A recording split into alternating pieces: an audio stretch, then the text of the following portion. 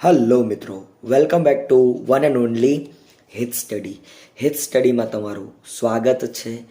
આજના પ્રશ્નોની શરૂઆત કરીએ. જથ્થાબંધ વેપારી અને ગ્રાહકો વચ્ચેની કડી એટલે શું? મિત્રો, સવાલ કંઈક આવો છે, જથ્થાબંધ વેપારી અને ગ્રાહકો વચ્ચેની કડી એટલે કઈ વ્યક્તિ? તો મિત્રો, આનો જવાબ તમને બધાને આવડતો હશે. ભાઈ, છૂટક વેપારી. છૂટક વેપારી એ જથ્થાબંધ વેપારી અને ગ્રાહકો વચ્ચેની એક કડી છે. શું છે ભાઈ? જથ્થાબંધ વેપારી અને ગ્રાહકો વચ્ચેની એક કડી છે. ઉત્પાદક અને છૂટક વેપારી વચ્ચેની કડી એટલે શું? ભાઈ, ઉત્પાદક અને છૂટક વેપારી આ બંનેને જોડનારી પણ એક કડી છે. આપણે કેમ વાત કરી કે ભાઈ જથ્થાબંધ વેપારી અને ગ્રાહકો વચ્ચેની કડી એટલે ભાઈ છૂટક વેપારી. તો ઉત્પાદક, વસ્તુ બનાવનાર ઉત્પાદક હોય અને છૂટક વેપારી હોય, એમની વચ્ચે પણ એક કડી હોય જેને જથ્થાબંધ વેપારીના નામે ઓળખવામાં આવે. જેને શું કહેવાય ભાઈ? જથ્થાબંધ વેપારીના નામે ઓળખવામાં આવે છે. આગળ વધીએ. માલ વિતરણના માર્ગમાં પ્રથમ મધ્યસ્થી કોણ છે? માલ વેચવાનો હોય, માલ વિતરણની વ્યવસ્થા હોય, એમાં પ્રથમ મધ્યસ્થી, વચ્ચે રહેનાર, જેને તમે દલાલ કહો છો, એ કોણ હોય? તો મિત્રો યાદ રાખજો, જથ્થાબંધ વેપારી હોય. કોણ હોય ભાઈ?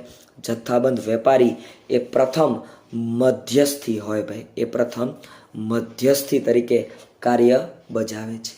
ગ્રાહકો સાથે પ્રત્યક્ષ સંપર્ક ધરાવતો વેપારી એટલે કોણ? તો ભાઈ, ગ્રાહકો સાથે પ્રત્યક્ષ સંપર્ક ધરાવતો વેપારી એટલે છૂટક વેપારી. કારણ કે છૂટક વેપારીની સાથે ગ્રાહકોને પ્રત્યક્ષ સંબંધ જોવા મળે છે. બધી જ વસ્તુઓ બરાબર છૂટક વેપારી પાસે ગ્રાહકો લેવા આવતા હોય એટલે પ્રત્યક્ષ રીતે સંબંધો કેળવાતા હોય છે ભાઈ. પ્રત્યક્ષ સંબંધ ધરાવે છે. ત્યારબાદ મિત્રો, કયા પ્રકારની દુકાનમાં મધ્યસ્થીઓ હોતા નથી?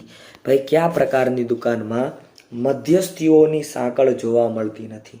તો મિત્રો યાદ રાખજો, ટપાલ વ્યવહારની દુકાન હોય. કેવી દુકાન કીધી? ટપાલ વ્યવહારી દુકાન, એટલે કે બી ઓપ્શન. ટપાલ વ્યવહારી દુકાન હોય ત્યાં મધ્યસ્થીઓ નહિવત સંખ્યામાં જોવા મળે છે. ઓકે, યાદ રાખજો ભાઈ, આવા સવાલો પૂછાઈ શકે છે ભાઈ. આગળના પ્રશ્ન તરફ વધીએ તો ટપાલ વ્યવહારની દુકાનો કેવી વસ્તુઓ માટે અનુકૂળ નથી? ભાઈ, ટપાલ વ્યવહારની દુકાનો કેવી વસ્તુઓ માટે અનુકૂળ નથી? તો જો કિંમતી વસ્તુઓ હોય તો ભાઈ એ ટપાલ વ્યવહારની દુકાનો અનુકૂળ આવે. વજનમાં હલકી હોય તો પણ અનુકૂળ આવે. ટકાઉ વસ્તુઓ હોય તો પણ અનુકૂળ આવે. પણ યાદ રાખજો મિત્રો, નાશવંત વસ્તુઓ હોય તો ટપાલ વ્યવહારની દુકાનોમાં આ નાશવંત વસ્તુઓ અનુકૂળ આવતી નથી. એક જ સ્થળે વિવિધ પ્રકારની વસ્તુઓ મળે તેને કયા પ્રકારની દુકાન કહે છે? તો યાદ રાખજો મિત્રો, એક જ સ્થળે વિવિધ પ્રકારની વસ્તુઓ જો મળી રહેતી હોય ને તો એને તમે શું કહેજો ભાઈ? તો એને તમે શું કહેશો? Shopping mall. આવું કહી શકશો ભાઈ. શું કહેવાય બધાને? Shopping mall. એક જ સ્થળે બધી જ વસ્તુઓ, તમામ વસ્તુઓ અવેલેબલ હોય એ શોપિંગ મોલ હોય વાલા મિત્રો. કોઈ ચોક્કસ બ્રાન્ડ કે ટ્રેડમાર્ક ધરાવતી કંપની સાથે કરાર કરીને, ફરીવાર ભાઈ, કોઈ ચોક્કસ બ્રાન્ડ કે ટ્રેડમાર્ક ધરાવતી કંપની સાથે કરાર કરીને તે જ કંપનીની વસ્તુઓ વેચવાની કે બનાવીને વેચવાની દુકાન એટલે શું? તો એને શું કહેવાય ભાઈ? એને ફ્રેન્ચાઇઝી કહેવાય. જો શું કહેવાય? એને ફ્રેન્ચાઇઝી કહેવાય. કઈ રીતે? તો કોઈ ચોક્કસ બ્રાન્ડ કે ટ્રેડમાર્ક ધરાવતી કંપની સાથે કરાર કરવામાં આવે અને તે જ કંપનીની વસ્તુઓ વેચવાની કે બનાવવાની કે વેચવાની દુકાન એટલે શું ભાઈ? એટલે જ મિત્રો ફ્રેન્ચાઇઝી. બરાબર, ફ્રેન્ચાઇઝી અલગ પડે છે એટલે યાદ રાખજો. જેમ કે ડોમિનોઝની ફ્રેન્ચાઇઝી હોય ભાઈ. ડોમિનોઝ પિઝાની શું હોય ભાઈ? ફ્રેન્ચાઇઝી હોય. આગળ વધીએ. ટેલિમાર્કેટિંગ દ્વારા ગ્રાહકોને શા માટે વાજબી ભાવે વસ્તુ કે સેવા પૂરી પાડી શકાય છે? તો મિત્રો યાદ રાખજો, ટેલિમાર્કેટિંગ દ્વારા ગ્રાહકોને મધ્યસ્થીઓ ન હોવાથી, જો મધ્યસ્થીઓ ન હોય, વચ્ચે કોઈ દલાલ ન હોય, મધ્યસ્થીઓ ન હોય, એટલે ગ્રાહકોને વ્યાજબી ભાવે, બરાબર, વાજબી ભાવે કયો અથવા વ્યાજબી ભાવે કયો, વસ્તુઓ પૂરી પાડી શકાય છે. ઓકે વાલા મિત્રો, યાદ રહી જાય એવા સવાલો છે ભાઈ. હા મિત્રો, તમને કોઈ પણ પ્રકારના પ્રશ્નો હોય તો તમે આ સ્ક્રીન ઉપર બતાતા નંબર ઉપર વોટ્સઅપ કરી શકો છો, બરાબર. અહીંયા તમને અવશ્ય કંઈક ને કંઈક તમારા માટે ઉપયોગી એવો જવાબ પણ મળશે. 8140130297 વોટ્સઅપ નંબર છે આપણો, ત્યાં તમે વોટ્સઅપ કરી શકો છો ભાઈ, યાદ રાખજો. ચાલો આગળ વધીએ. નીચેનામાંથી ઉત્પાદક અને છૂટક વેપારી વચ્ચેની કડી કોણ બને છે? આવી ગયેલો સવાલ છે ભાઈ. નીચેનામાંથી ઉત્પાદક અને છૂટક વેપારી વચ્ચેની કડી કોણ બને છે? તો જથ્થાબંધ વેપારી ભાઈ. કોણ બને છે આ બંને વચ્ચેની કડી?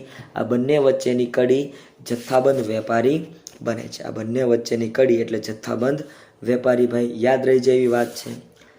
ત્યારબાદનો સવાલ, ગ્રાહકોની વસ્તુની માંગ, અભિરુચિ, પસંદગી, ફેશન વગેરે બાબતો કોણ સમજે છે? તો મિત્રો ગ્રાહકોની જે માંગ હોય, એની અભિરુચિ હોય, એનો રસ હોય, એની પસંદગી હોય, એની ફેશન હોય, આ બધું છૂટક વેપારી સમજે. કોણ સમજે ભાઈ? છૂટક વેપારીને આનો વધારે ખ્યાલ આવે. ઓકે મિત્રો.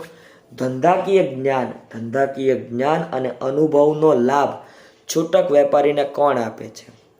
ધંધાકીય જ્ઞાન અને અનુભવનો લાભ છૂટક વેપારીને કોણ આપે છે?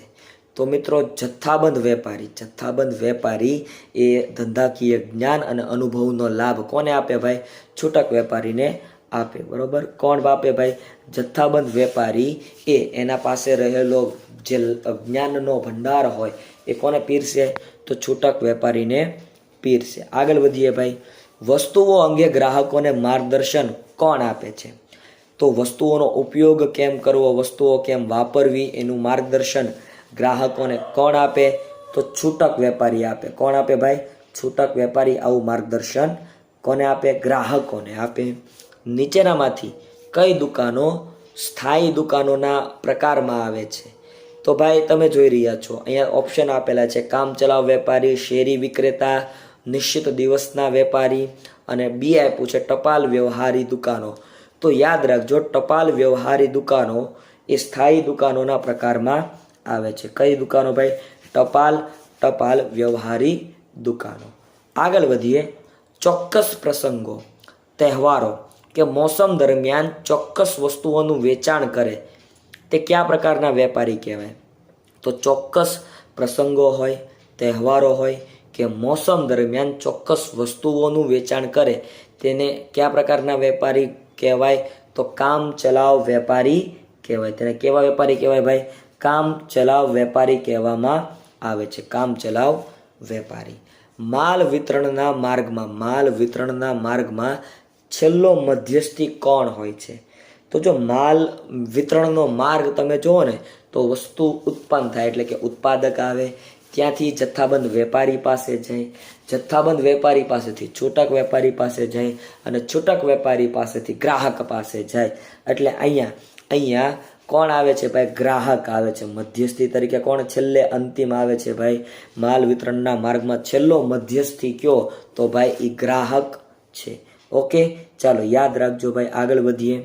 કયા પ્રકારની દુકાનોમાં દરેક પ્રકારની વસ્તુઓના વેચાણ માટે અલગ અલગ વિભાગ હોય છે?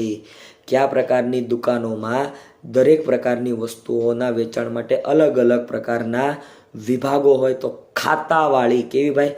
ખાતાવાળી દુકાનોમાં આવું જોવા મળે. કઈ દુકાનોમાં ભાઈ? ખાતાવાળી અથવા ખાનાવાળી, આવું પણ હોઈ શકે, બરાબર. ખાતાવાળી દુકાનોમાં આવું જોવા મળે, જ્યાં અલગ અલગ ભાઈ વિભાગ હોય. ત્યારબાદ કઈ દુકાનો જીવન જરૂરિયાતની એક જ વર્ગની મર્યાદિત વસ્તુઓનું વેચાણ કરતી હોય છે? ફરીવાર, કઈ દુકાનો જીવન જરૂરિયાતની એક જ વર્ગની મર્યાદિત વસ્તુઓનું વેચાણ કરતી હોય છે? તો સંકળાયેલી દુકાનો ભાઈ, કઈ દુકાનો? સંકળાયેલી દુકાનો આ પ્રકારની કામગીરી કરતી હોય છે. ફરીવાર કઈ દુકાનો ભાઈ? સંકળાયેલી દુકાનો એ જીવન જરૂરિયાતની એક જ વર્ગની મર્યાદિત વસ્તુઓનું વેચાણ કરતી હોય છે. ત્યારબાદ કઈ દુકાનો મહદ અંશે, કઈ દુકાનો મહદ અંશે વજનમાં હલકી, ટકાઉ અને કિંમતી વસ્તુઓનું વેચાણ કરે છે? તો મિત્રો યાદ રાખજો, ટપાલ વ્યવહારની જે પણ દુકાનો હોય ને, ટપાલ વ્યવહારની જે પણ દુકાનો, એ દુકાનોમાં વજનમાં હલકી, ટકાઉ અને કિંમતી વસ્તુઓનું જ વેચાણ કરવામાં આવે. કયા પ્રકારની દુકાનોને મૂળ કંપની પોતાનો ટ્રેડમાર્ક અને બ્રાન્ડનો ઉપયોગ કરવાની કરાર દ્વારા છૂટ આપે છે? તો કયા પ્રકારની દુકાનોને મૂળ કંપની પોતાનો ટ્રેડમાર્ક અને બ્રાન્ડનો ઉપયોગ કરવાની કરાર દ્વારા છૂટ આપે છે? તો મિત્રો એમાં ફ્રેન્ચાઇઝી સાચો જવાબ આવે. શું સાચો જવાબ આવે ભાઈ? ફ્રેન્ચાઇઝી હોય ને એ પોતાની દુકાનનો, મૂળ કંપનીનો પોતાનો ટ્રેડમાર્ક હોય, બ્રાન્ડ હોય, લોગો હોય, એ વાપરવાની છૂટ આપે છે. જેમ કે ડોમિનોઝ. વિવિધ ઉત્પાદકોની એક સરખી પેદાશો વચ્ચે હરીફાઈ એ કઈ દુકાનનું વિશિષ્ટ લક્ષણ છે? તો મિત્રો યાદ રાખજો ભાઈ, વિવિધ ઉત્પાદકોની એક સરખી પેદાશો વચ્ચેની હરીફાઈ એ શોપિંગ મોલ, એ કઈ દુકાનનું વિશિષ્ટ લક્ષણ છે? શોપિંગ મોલનું વિશિષ્ટ લક્ષણ છે. ઓકે, આમાં શોપિંગ મોલ સાચો જવાબ આવે. કયા પ્રકારના છૂટક વેપારમાં મધ્યસ્થીઓ હોતા નથી?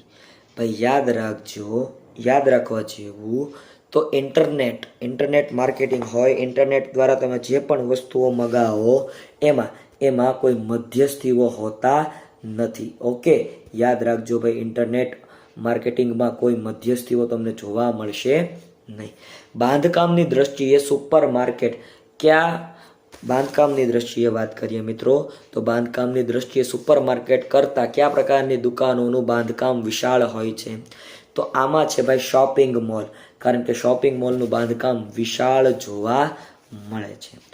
વિતરણની દ્રષ્ટિએ વેપારી પ્રવૃત્તિઓનું વર્ગીકરણ કયું છે? તો ભાઈ વિતરણની દ્રષ્ટિએ વેપારી પ્રવૃત્તિઓનું વર્ગીકરણ છે પ્રત્યક્ષ વેપાર અને પરોક્ષ વેપાર. કેવો વેપાર ભાઈ? પ્રત્યક્ષ વેપાર અને પરોક્ષ વેપાર. યાદ રાખજો, વિતરણની દ્રષ્ટિએ વેપારી પ્રવૃત્તિઓનું આ એક વર્ગીકરણ છે. કયા પ્રકારની દુકાનમાં મૂળ કંપની વેચનાર પાસેથી નક્કી કરેલ દરે રોયલ્ટી મેળવે છે? તો ફ્રેન્ચાઇઝીમાં નક્કી કરેલ દરે શું મેળવવામાં આવે ભાઈ? નક્કી કરેલ દરે ફ્રેન્ચાઇઝીમાંથી મિત્રો રોયલ્ટી મેળવવામાં આવતી હોય છે, રોયલ્ટી આપવામાં આવે એને ટૂંકમાં, બરાબર. આધુનિક સમયમાં ખાતાવાળી દુકાનો જે પરિવર્તન આવ્યું છે તે દુકાન કઈ છે? તો શોપિંગ મોલ, કારણ કે ત્યાં વિવિધ ડિપાર્ટમેન્ટ હોય. શું હોય ભાઈ? ત્યાં વિવિધ ડિપાર્ટમેન્ટ હોય. શોપિંગ મોલ સાચો જવાબ આવે છે ભાઈ. ખાતાવાળી દુકાનો આવું જેને કહેવામાં આવે છે. તો આગળના પ્રશ્નો તરફ તમે જોઈ રહ્યા છો. આ તમારા ફૂલ ફોર્મ કહેવાના છે COD, cash on delivery. FOB આનું ફૂલ ફોર્મ તમારે કહેવાનું છે CIF, આનું ફૂલ ફોર્મ કહેવાનું છે ભાઈ E&OE, આનું ફૂલ ફોર્મ તમારે કમેન્ટ સેક્શનમાં લખવાનું છે. આવા ને આવા વિડીયો જોવા માટે હિત સ્ટડી યુટ્યુબ ચેનલને સબસ્ક્રાઇબ કરીને રાખો. બાકી ફરી મળીશ નવા વિડીયોમાં, ત્યાં સુધી રજા લઉં. જય હિન્દ, જય ભારત, વંદે માતરમ.